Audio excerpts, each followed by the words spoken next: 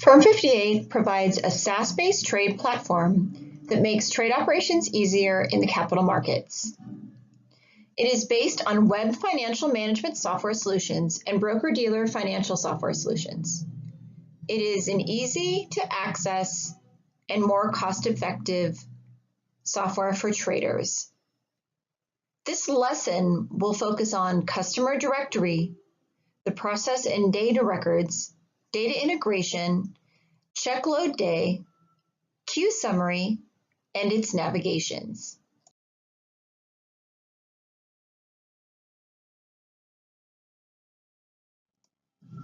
The first thing we're going to discuss is how to enter data into a customer directory. The first step is you go to SU WebLogic. Then the next step is you enter your password. This will always go to opt customers. Next, we go to the folder of the customer to whom we have to check the issues.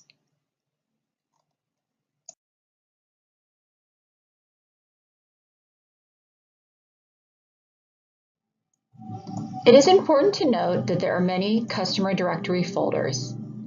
They include your base, config, data, integration, Lightspeed-AL, logs, object store, TMP, and WebLogic.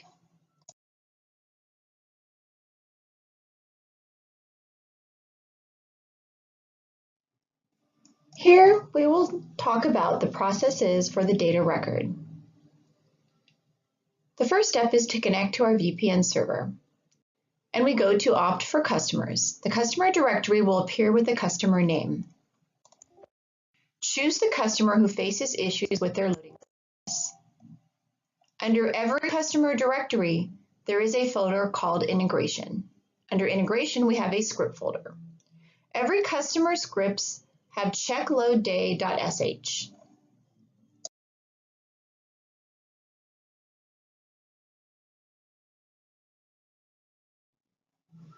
Now we will discuss our checkloadday.sh.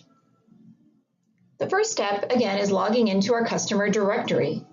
This will show you all the folders in the customer directory. We'll go to our integration folder and start with scripts. Each customer has checkloadday.sh in the integration folder under scripts. If we put a -1 after our checkloadday.sh, it will represent yesterday. -2 will represent the day before yesterday, and -3 will represent 2 days ago. We can also put dates directly into the format of a year, month, day, instead of the options.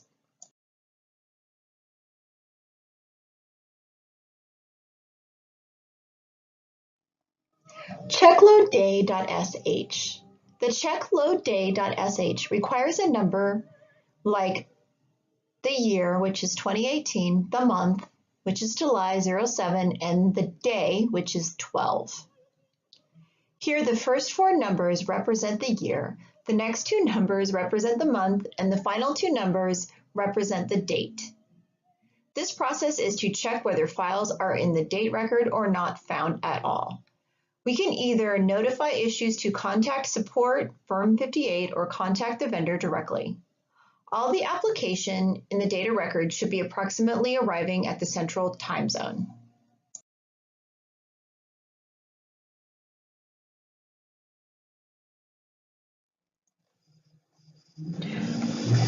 This slide, we will talk about queue summary.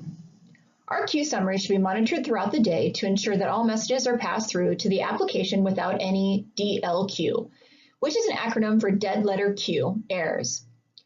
We can check the queue summary by logging into Skynet at http://prod.f58/Skynet/. Then we will click on Queue Summary. When we navigate to the queue summary page, a table will be displayed as in Figure 1. The dead letter count should generally be 0. If the dead letter count is more than 0, then it represents the specific category in the queue. Next, we'll click on the deployment ID and the page will redirect to the queue summary details. Toward the right corner of the above table, we would see an eye icon, as looked at in figure number 2. Click on this eye icon, which will move it to the full workflow queue. Next, we will choose Destination Queue to the full workflow queue, as shown in figure 3. Finally, we will click on the Move Messages button. All the messages from DCQ JMS/workflow queue have been submitted to JMS full work queue in figure 4. To view, the progress goes to the deployment status screen.